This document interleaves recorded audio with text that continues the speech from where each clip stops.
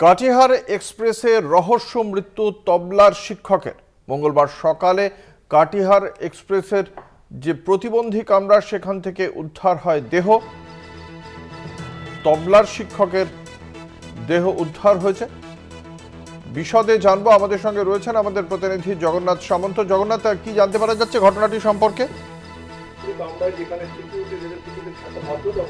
সেখানে কিভাবে এই ঘটনা ঘটলো এবং কিভাবে যে তার দেহটা পেতে এত দেরি হলো, শেষ খবর যারা পেয়েছিলেন। জগন্নাথ, তুমি শুনতে পাচ্ছ? শুনতে পাচ্ছি, বলো। জগন্নাথ, ঠিক কি ঘটেছে ঘটনাটা? দেখো, ঘটনাটা একেবারেই পুরো যেটা বলে রাখতে পারি, সোমবার দিনকে কাটিহার থেকে ট্রেনে উঠেছিল হাওড়ার উদ্দেশ্যে এবং মঙ্গলবারে সকালে নেমে যাওয়ার কথা, অর্থাৎ সকাল 7:30 থেকে 8টার মধ্যে নেমে যাওয়ার কথা। কিন্তু পরিবার বারবার ফোন করা, ফোনের সুইচ অফ, কোনো রকম খবর পাচ্ছিল না। অবশেষে বিভিন্ন জায়গায় খোঁজ খবরের পরে রাতে জানতে পারে যে এই সৌমিত্র চট্টোপাধ্যায় তবলার শিক্ষক, তার দেহ হাওড়া জিআরপিতে রাখা রয়েছে। ঘটনার পরিবারের লোকজন যখন ছুটে যায় জানতে পারে তাকে কামরার মধ্যে হত্যা করা হয়েছে এবং তার দামি মোবাইল এবং 10,000 টাকাও সেখান থেকে গায়েব। অর্থাৎ কামরার মধ্যে, প্রতিবন্ধী কামরার মধ্যে বাঙ্কের ওপর চাদর মোড়া রক্তাক্ত দেহ পড়ে রইল। কেউ দেখলো না, জিআরপির কোনো খবর নেই, আরপিএফ এর কাছে কোনো খবর নেই। পরিবার যোগাযোগ করার পরে তবে জানতে পারলো বিষয়টা। প্রশ্ন হচ্ছে রেলের বসে রেলের আরপিএফ কি করছিল? আরপিএফ যেখানে রেলে অ্যাটেন্ডেন্স থাকে প্রতিবন্ধী কামরায়, পরিবার যেটা বারবার বলছে যে প্রতিবন্ধী কামরা একটা অ্যাটেন্ডেন্স অথবা আরপিএফ এর লোক থাকার দরকার, সেখানে নেই। এরকম ভাবে একটা খুন করা হলো এবং দেহের আঘাত দেখে তুমি যেটা আমরা জানতে পারলাম যে 3টে আঘাতের চিহ্ন আছে ছুরির এবং দাঁত ভাঙা, অর্থাৎ একটা ধস্তাধস্তি মারামারি হয়েছে।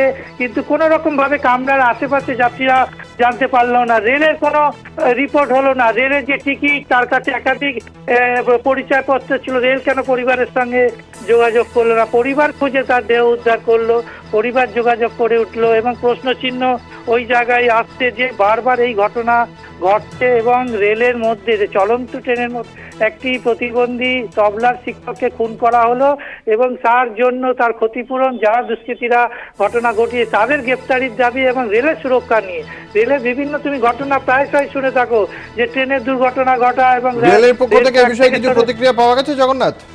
রেল এখনো পর্যন্ত এই নিয়ে পুরো চুপচাপ রয়েছে। রেল ধামাচাপা দেবারই চেষ্টা করেছিল, কেন পরিবারই জানতে পারলো একদিন পরে তাদের দেহ, পরিবারের দেহ শিক্ষকের সৌমিত্র চট্টোপাধ্যায়ের দেহ। অর্থাৎ রেল একেবারে এই বিষয় নিয়ে চেপে যাওয়ার চেষ্টা করেছিল, কিন্তু পরিবারের দাবি, তারা অভিযোগও জানাচ্ছে যে অতি ক্ষতিপূরণ এবং দুষ্কৃতীদের ধরা এবং ট্রেনের সুরক্ষার ব্যাপারটা নিয়ে নজরদারি যাতে দেওয়া, আর কোনো যাত্রী ভাবে খুন হতে না হয়। ধন্যবাদ। আমাদের সঙ্গে ছিলেন আমাদের প্রতিনিধি জগন্নাথ সামন্ত। আপনাদের জানিয়ে রাখি, রেলের কামরার মধ্যেই এক তবলা শিক্ষকের মৃত্যুর এবং এই গোটা ঘটনাটি রেলওয়ের পক্ষ থেকে একটি মৃতদেহ উদ্ধার করার পরেও তারা পরিবারকে যোগাযোগ করার চেষ্টা করেনি বলেই অভিযোগ। পরিবার পরে যখন খোঁজাখুঁজি শুরু করে তারপর তারা জানতে পারে যে কাটিহার এক্সপ্রেস যখন হাওড়া এসেছিল তার প্রতিবন্ধী কামরায় বাঙ্কের ওপর চাদর মুড়ি দেওয়া রক্তাক্ত অবস্থায় পড়েছিল এই দেহ।